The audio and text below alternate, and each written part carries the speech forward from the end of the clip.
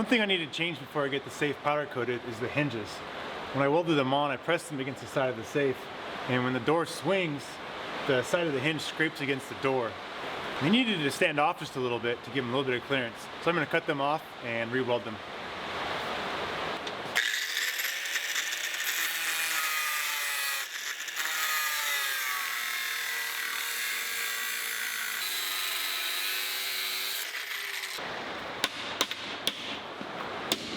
Weld-on hinges have a V to them on one side, which I'm realizing now is meant to be the standoff. I got the old weld cleaned up and tacked the hinges back on, this time spaced off a bit from the door.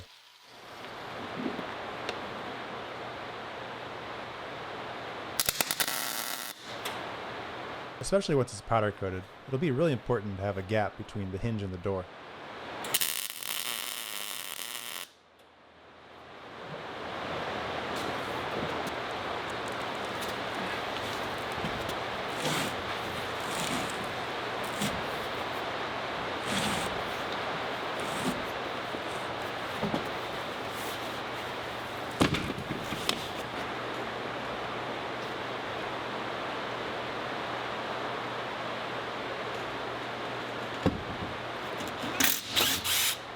I started pulling everything apart and getting it ready to take into the powder coaters.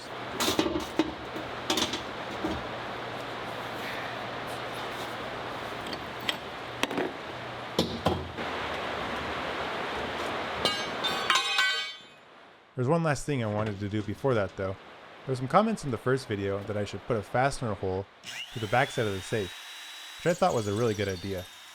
A couple long lag bolts through the inside of the safe into the studs of the wall behind it would definitely slow anybody down when it comes to walking out with the whole safe. I mean, the leg screws and the weight of the safe alone would make them really have to work for it.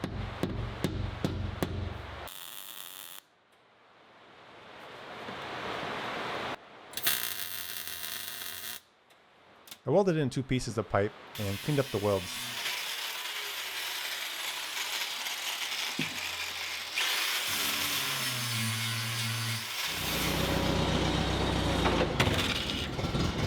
With that, the metal fabrication was done and I was ready to head into town.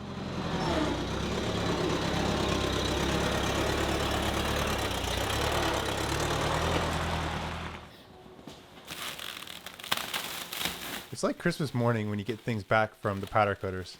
So many fun things to unwrap.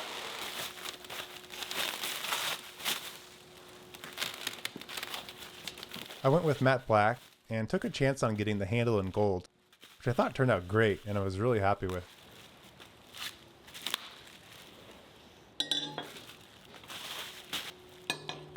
The holes all needed to be drilled out after the powder coating.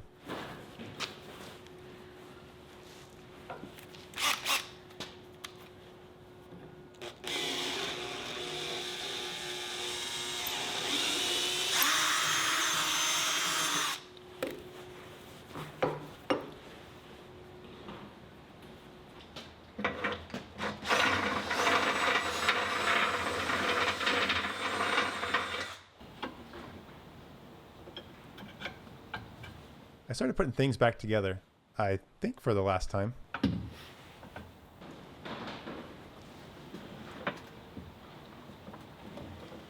put a bit of grease on all the pivot points.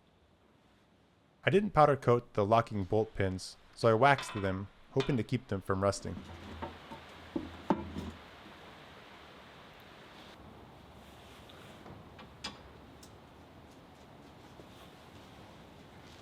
I found some stick-on felt pads to put on the underside, which I figured my wood floors would really appreciate once I got the safe moved into the house. It's time to start working on the shelves and the interior of the safe, which I wanted to make out of wood and wrap in red velvet cloth. You know, going for that swanky, luxurious look. I cut a 3-inch spacer block for one side to help me measure the inside dimensions accurately. Everyone knows the pain of measuring between 2 walls with a tape measure.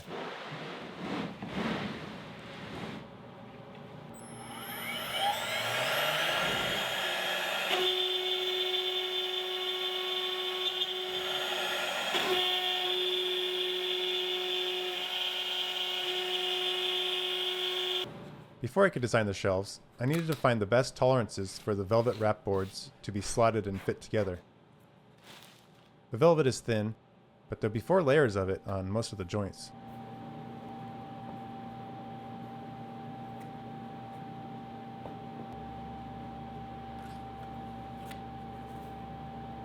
The middle fit the best in my test cuts, which was oversized 4/100ths from the thickness of the plywood. I went back and forth a bunch on the best layout for the shelves and settled on something fairly simple. A large upper area and 4 smaller cubbies below. And the way I'm building them, they'll be removable if I wanted to take some of the shelves out down the road.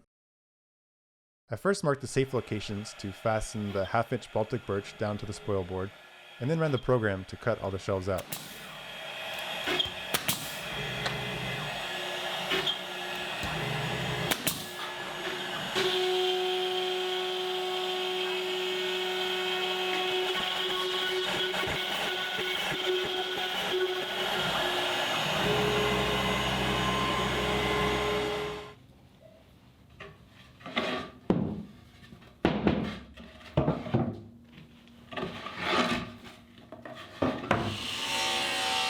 The outside pieces need to be beveled to accommodate the weld around the inside of the safe, which I did by angling the blade on the table saw and cutting off one of the corners. I was figuring out this velvet wrapping as I went. I haven't done anything like it before. I laid it out nicely on the table and then coated the top half of the board with fabric adhesive, which I read needs to be left to set up for about 5 minutes until it gets tacky.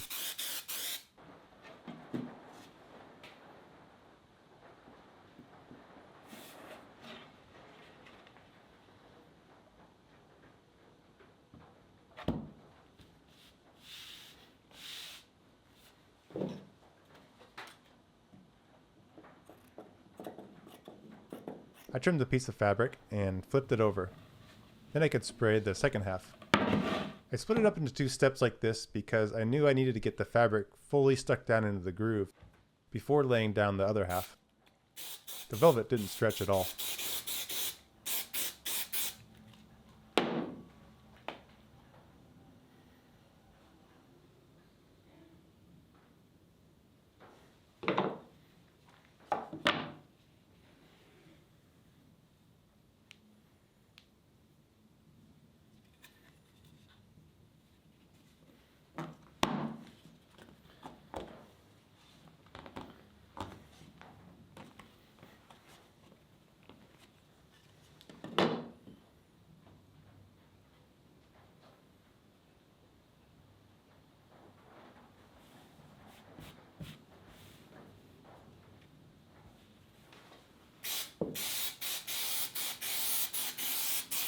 Then on the back side, I could fold the edges over and staple them down.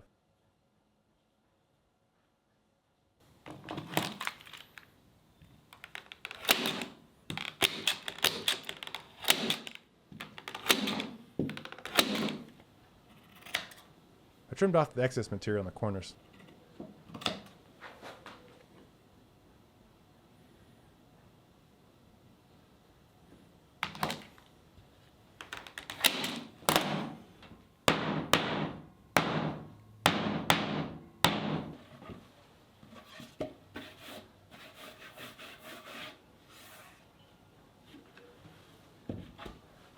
The back piece has multiple slots in it, which was a bit harder to get everything laid down tight, but was eventually able to get it looking decent.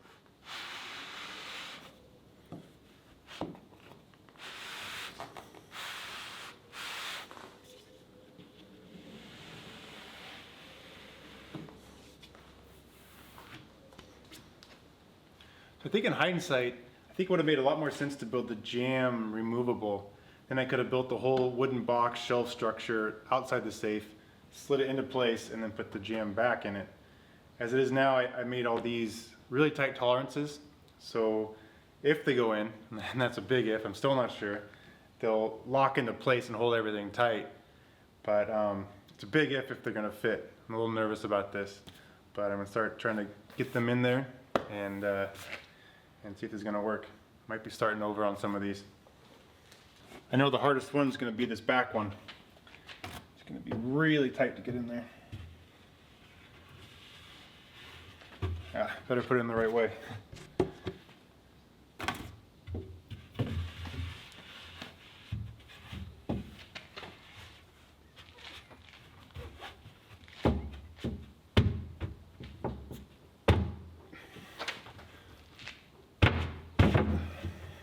There it goes.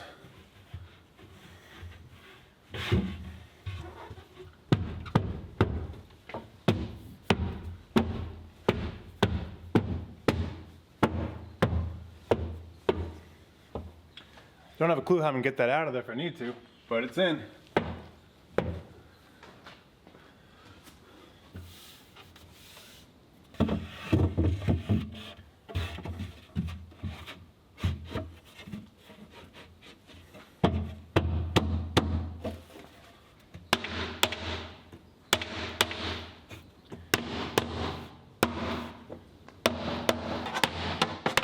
Every piece was stressful doing it this way. I was constantly worried the fabric was going to tear.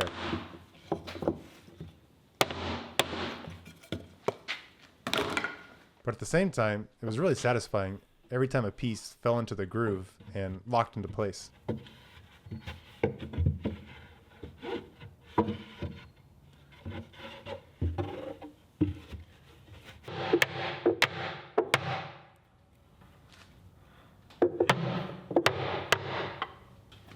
And the very last piece slid in perfectly, making everything worth it.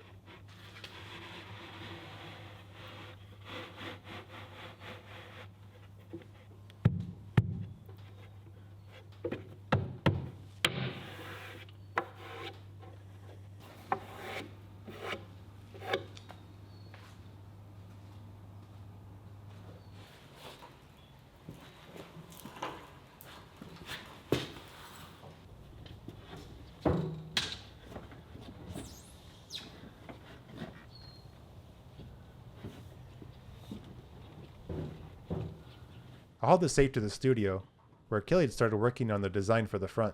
I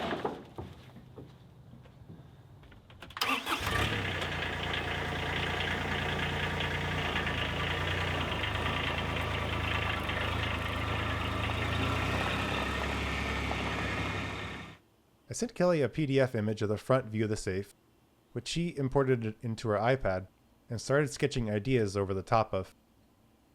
We're aiming for an older, stylized look. I found some reference pictures of antique safes that we really liked and kept in the back of our minds.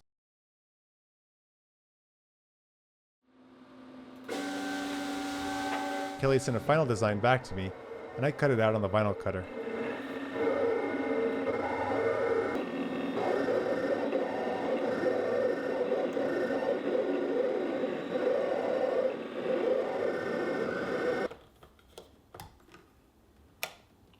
That's not terrible, is it? No, I thought it was going to be a lot darker. Yeah, that one picture we looked at was a lot darker. We just wanted to use the stencils to trace around and transfer the lines onto the safe with, not to actually paint. I knew Kelly's hand-painted lines would be much softer and look a lot better than using the stencils. You had a sticker maker? I think I had a sticker maker then. Yeah, you did.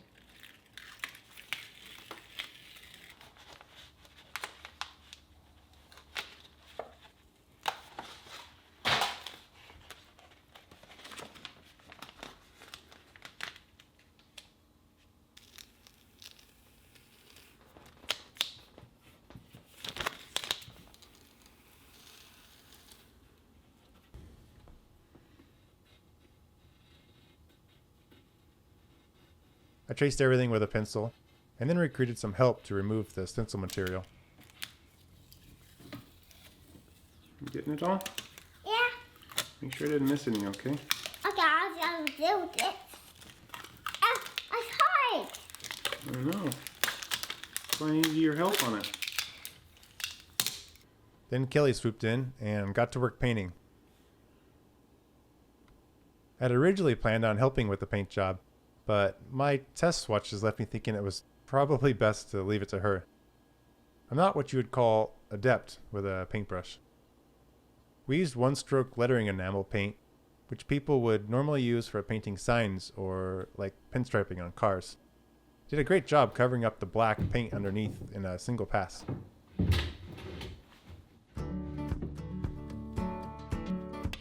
To be honest, I don't even really know what I'm going to be putting in this safe. I don't have any bars of gold or other valuables, unfortunately. I guess we can put our passports in there. And I'm sure someone such as a lawyer with lockpicking skills could get this thing open without breaking a sweat, while pointing out many vulnerabilities along the way I hadn't thought of. But I'm really happy with how the safe looks, and I love Kelly's paint job. So the safe will be a cool piece of furniture as much as anything else. I mean, it'll make a great side table. And really, this whole project started from finding the valve handle at the junkyard and wondering if I could figure it out. I definitely picked up some new skills on this project. I think this might be one of my few projects that outlast me, which is kind of a cool thought. It makes me happy thinking about the possibility that 100 years from now, someone else could still be locking up their passport in this thing.